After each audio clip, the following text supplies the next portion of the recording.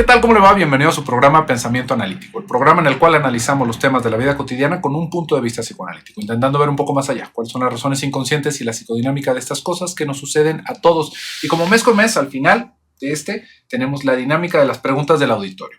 Como mes con mes, usted pone sus dudas, pone sus reflexiones, pone su caso en el espacio de comunidad que tenemos aquí en nuestro canal y yo, a lo mejor de mis capacidades, intento darle respuesta. Y ahora tenemos unas preguntas muy interesantes y unos casos interesantes como siempre.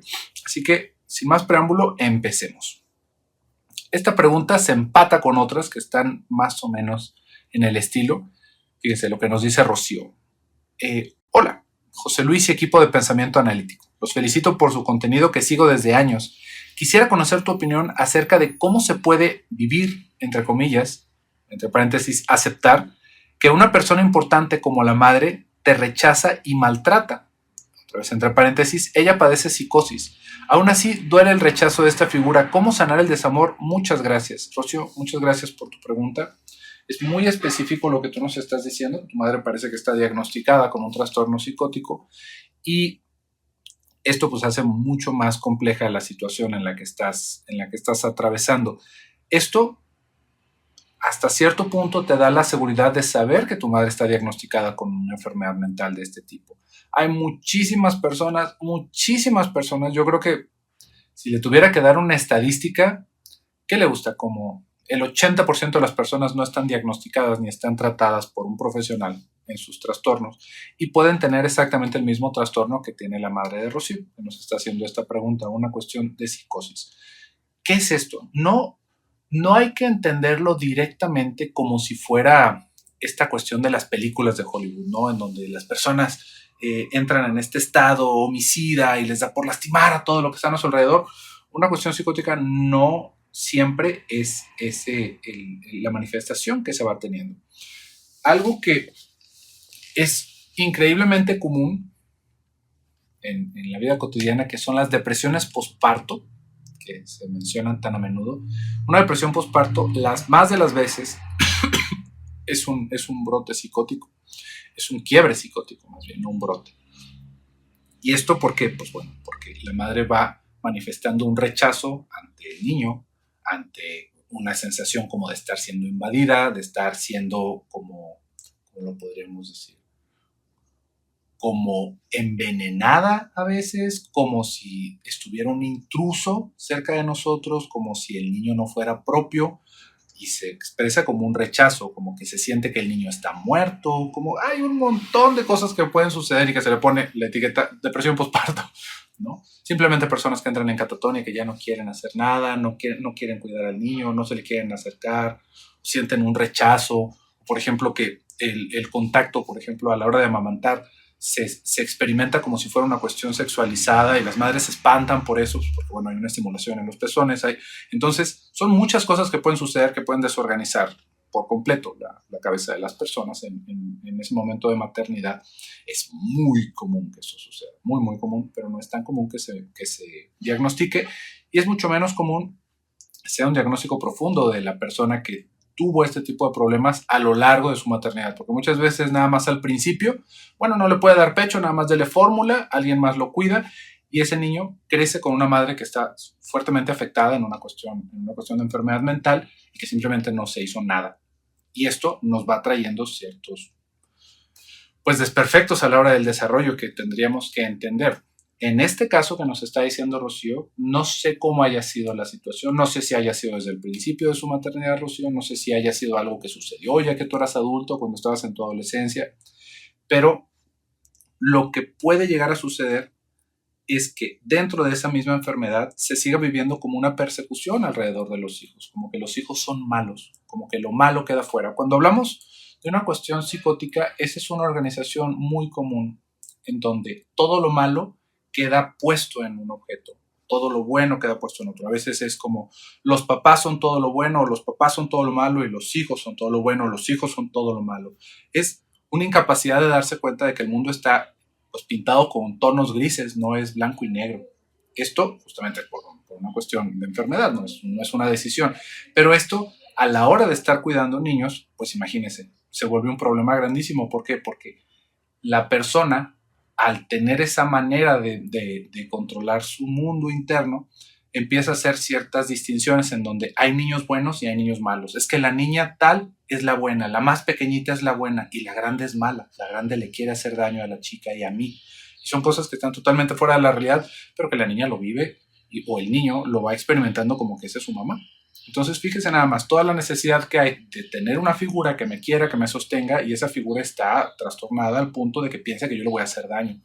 Esto es algo, como le digo, del lado del espectro lo más grave. Pero esto se pega, a final de cuentas, porque la pregunta aquí es, ¿cómo se puede vivir con el desamor de una madre? Porque uno puede decir, bueno, aquí en el caso de Rocío es una situación de enfermedad diagnosticada, donde, bueno, tenemos ciertos elementos. Podríamos decir, bueno, pues es que mi madre, imaginemos que fuera un Alzheimer, ¿no? Que no me reconoce. Pues bueno, sigue siendo mi madre y es algo difícil para mí. Voy a tener que empezar a asimilar todas estas cosas, porque ahí ya tenemos una enfermedad clasificada. Pero ¿qué tal si es del resto de las personas que le digo que no están diagnosticadas y que posiblemente su madre también tenga una situación así? O tal vez no sea tan grave y simplemente no le caiga bien a su mamá. ¿Qué hacemos ahí con eso? Y esto es algo súper, súper, súper, súper común. ¿Por qué? Porque los niños no mágicamente nos transforman en seres amorosos, todos amorosos y de luz. Aún con los hijos se van a tener preferencias, aún con los hijos van a haber afinidades, aún con los hijos van a haber roces y van a haber pleitos y van a haber todas estas cosas que existen con el resto del mundo. No es nada mágico que hayamos salido de una persona como para que por eso nos quieran. No, no funciona de esa manera. Hay muchas cosas que se van desarrollando después en la historia. Y lo triste de todo esto es que cuando tal vez nosotros somos adultos y tenemos un pleito con otro adulto, con un par, o a veces hasta cuando estamos más jóvenes, más o menos tenemos idea de qué fue lo que sucedió. Decimos, bueno, es que seguramente no le caigo bien, pues porque le bajé el novio. No, es obvio, ¿qué fue? ¿Por qué va a haber sido por eso? O tal vez es porque yo a sus otros amigos los empecé a tratar muy mal, entonces estoy teniendo un problema con esto. O tal vez es porque no le regresé tal cosa que me prestó, o porque hablé mal de esta persona y le fueron a decir. Nos damos una idea de qué fue lo que hicimos. Pero con la mamá, uno dice, ¿por qué le caigo mal a mi mamá? No se supone que me debería de querer así nomás porque soy yo, ¿no? Porque salí de su vientre. No debería de haber ahí algo por default. Y nos nubla la experiencia. Y lo que vamos a tener es estarnos dando de topes constantemente con mamá, es que mira, mamá, mira lo otro, y mamá rechazándonos y tirándonos de patadas y de caratazos y haciéndonos malas caras y mostrando que quiere más a los demás y nosotros sintiéndonos miserables porque mi mamá, que se supone que es la persona que más me quiere, no me quiere. Esto es una herida en nuestro narcisismo que vamos a cargar toda la vida. El problema ahí es que se sigue intentando resolver como si fuéramos niños. Esto es casi una constante en la cuestión de la enfermedad mental. Es algo que pasó cuando éramos pequeños y que de grandes lo seguimos experimentando como cuando éramos pequeños y lo queremos seguir arreglando como si fuéramos niños. ¿Por qué? Porque tal vez yo veo que, bueno, a mi hermano lo quiere más mi mamá y a mí me rechaza y no me quiere y no me dice, entonces yo me pongo a ver, ¿qué es lo que hace mi hermano? Ah, bueno, es que mi hermano le da dinero, entonces yo también le voy a dar dinero. Y entonces yo también voy a hacer tal cosa. Entonces yo también, y nos seguimos en ese caminito de lo más importante en el mundo es agradarle a mis papás. Si usted ya llegó a su adultez y se da cuenta de que desde hace mucho tiempo sus papás o su mamá específicamente no lo quieren tanto como a los demás, y usted sigue aquí, dese por bien servido. No, no es algo mortal lo que le está pasando. Y esto no por agarrarlo de chacota, no por hacerle una broma, pero tal vez nos puede ayudar a dimensionar que hay cosas más importantes en el mundo que el amor de los papás. Mucho, en dimensiones mucho más grandes que eso, mucho más importante. ¿Por qué? Porque si ya llegamos hasta acá sin él, pues tal vez no era tan importante. Hubo un momento en el que era muy importante. Y seguramente ahí sí hubo algo, porque si no, no hubiera llegado acá. ¿Por qué? Porque lo hubieran regalado, porque lo hubieran abortado, porque se hubiera muerto de alguna babosada, ¿no? Se hubiera ahogado en un balde, porque no lo estaban cuidando y pasó ahí 2 horas de cabeza y se murió. Son ese tipo de cosas que pasan por accidentes, pero que también muchas veces van reflejando el desamor de los padres. Si usted ya llegó hasta acá, al menos hubo lo mínimo necesario para eso, tal vez, ¿no? Podríamos aseverar eso. Entonces, ¿cómo le hacemos ahora, ya que somos adultos? Porque de todas maneras aquí Lo que nos están preguntando es cómo vivir con esto, porque de todas maneras fastidia, de todas maneras duele. ¿Qué es lo que pasa? Ya hablamos ahorita que la primera alternativa, pues estamos bastante equivocados, porque nuestra idea infantil es que algo debemos de hacer para agradar a nuestros papás. Y nos la pasamos toda la vida intentándolo, y la situación de por qué nuestros padres nos rechazan sigue siendo un misterio, porque no nos alcanzamos a preguntar más a fondo, así como lo estábamos haciendo con los amigos. Pero tal vez podríamos comenzar por ese lado. Uno podría decir, ¿por qué no le caigo bien a mi mamá? ¿Qué es lo que hice? ¿Qué es lo que pasó? Uno puede decir, no, es que yo no hice nada, yo era un niño inocente y lo demás. Claro, estamos hablando de que es un problema que comenzó por un adulto disfuncional. Usted era un niño. Aún así, los niños vamos teniendo papeles en lo que está sucediendo. A veces no es algo que nosotros activamente estemos haciendo. Pero imaginemos, tal vez algo que estaba sucediendo en casa, fíjese, vamos a hablar de un ejemplo medio extremo, pero imagínese que a mis padres estaban en una situación de violencia intrafamiliar y a mi mamá la golpeaba a mi papá fuertemente. Y yo de niño, mi papá era mi ídolo, y yo no veía eso cuando era niño. Y de repente mi mamá estaba toda moreteada o con sangre y yo, bueno, iba y corría con mi papá y lo prefería en todo momento. ¿Cómo cree usted que va a vivir eso la mamá? Usted es un niño y usted está en un aspecto totalmente distinto. Para usted es igual de importante que haya una figura y otra y está intentando mantener eso en su cabeza. Hay niños que en esa situación se ponen en contra del papá y también se quieren meter a los golpes y gritan y hacen. Y hay niños que ven eso y se vuelven un súbdito del papá para no caer en su ira. Entonces, ¿cómo cree que usted en esa situación hubiera respondido si sus hijos empiezan a tomar parte con su golpeador? Por más que le hayan salido del vientre, es algo que se siente como una traición. Y esto solamente por ponerle un ejemplo muy, muy, muy concreto. ¿Por qué? Porque entonces ahí, pues, ¿por qué mi mamá no me quiere? Uno podría decir, porque quería a mi papá, porque no la defendí. Eso no era su papel, eso no era algo que tenía que haber hecho usted. Eso su madre tuvo que haber hecho ahí un acomodo para que esas cosas no sucedieran, haber arreglado la situación para que eso no siguiera sucediendo. Sin embargo, así pasó. Y hay una razón para la cual su madre no lo prefiere. Porque usted se vivió como si fuera de otro bando, de un bando que le estaba lastimando. No tiene usted la culpa de eso. Se fija de lo que estamos hablando. Pero su madre tiene una razón para no quererlo tanto. En su cabeza. Esto no es por encontrar culpables, no es por qué le hice, qué no le hice. Bueno, pero es que mi mamá también me hizo. No. Esto es para alcanzar a entender y desmitificar que los papás y la mamá también es una persona como usted y como yo. No tiene nada mágico.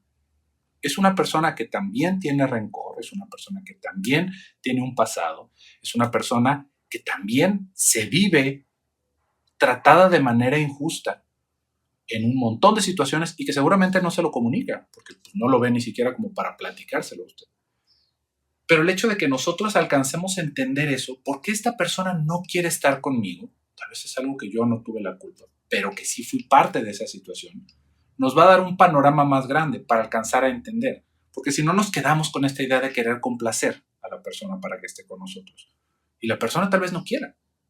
Nos podríamos ir un poquito más atrás y nos podríamos dar cuenta de que mamá no quería ser mamá. En serio, no quería tener hijos. Y nos tuvo más a huevo que de ganas. Y nos cuidó y todo, y nos llevaba a la escuela, y era así como un martirio para ella. Entonces, en el momento en el que ya no nos necesitaba cuidar, nos sacaba. Y no nos quería ver, y no quería que estuviéramos con ella, y nos mantenía alejados. Pues decir, es que qué dolor con el desamor de esa mamá. Sí, pero eso es lo que hay. Hubo un momento de cariño, hubo un momento de cuidado, pero mamá no quería ser mamá. Y de adultos, tampoco quiere ser mamá, tampoco quiere seguir haciendo ciertas cosas. Y esa es la decisión de otro adulto. Por eso le digo que esto, más que encontrar culpas, es intentar entender que nuestros padres también son personas, que nuestros padres también tienen todos esos deseos inconscientes, igual que nosotros, no son algún personaje mitológico. Entonces, entendiendo eso, nos puede dar un panorama distinto de qué es lo que está sucediendo, empezar a verlo como un igual en ese sentido. Y entender que, bueno, pues si mamá nunca quiso ser mamá y no quiere que yo vaya y le pida un consejo porque, oye, quítate, yo no quiero saber nada de ti. Usted no tuvo una mamá de esas. Y adivine qué, no hay nada que hacer más que aguantarse. Aguantarse las ganas. Y entender algo que le dije desde un principio. Si ya llegó usted hasta su adultez y no murió de eso, no era mortal la falta. Es algo que simplemente no hubo con usted. Es como lamentarnos que, ay, es que ¿por qué mis padres no tenían un club hípico? Porque a mí me encantan los caballos. Pues porque no hubo y ya.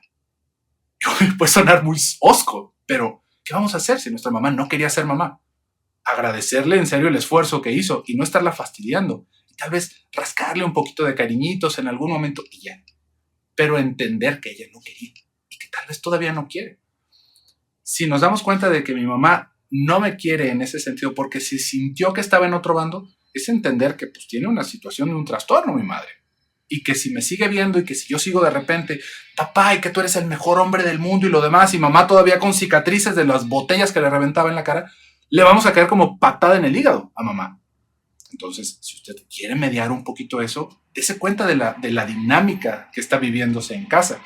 No piense que usted es una víctima porque su mami no la quiere, ¿no? Porque algo malo pasó. No, compórtese como un adulto. Intente sentarse en sus cabales y decir, ¿qué carajos pasó? ¿Por dónde? ¿Qué está sucediendo? Y entendiendo todo esto, nos va a dar una situación distinta que va por un lado en este mismo sentido de la persona que tiene una enfermedad, ¿no? Como le dije, el Alzheimer, o puede ser una cuestión de psicosis bastante grave. ¿Qué va a pasar? Pues no va a haber eso, pero aún así sigue siendo mi madre, sigue siendo una persona que me merece respeto, le puedo dar un cuidado, que yo también necesito tener ciertas atenciones con esa persona y entender que, bueno, no me tocó eso, no me tocó una mamá así de cariñosa como yo hubiera querido.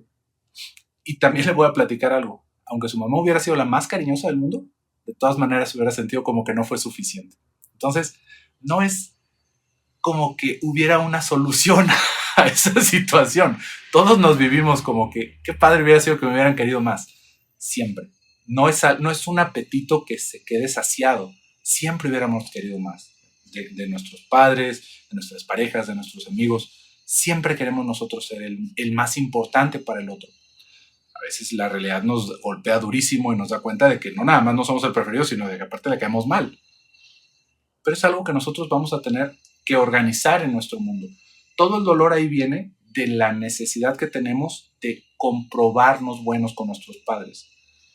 Y a nuestros padres, si los empezamos a ver como otros adultos, nos vamos a dar cuenta de sus fallas, nos vamos a dar cuenta de sus errores en la vida, nos vamos a dar cuenta de que tampoco es un Dios y de que yo tampoco tengo por qué congraciarme con una persona de esas, porque es igual que yo, tiene las mismas fallas y por lo tanto no es tan importante.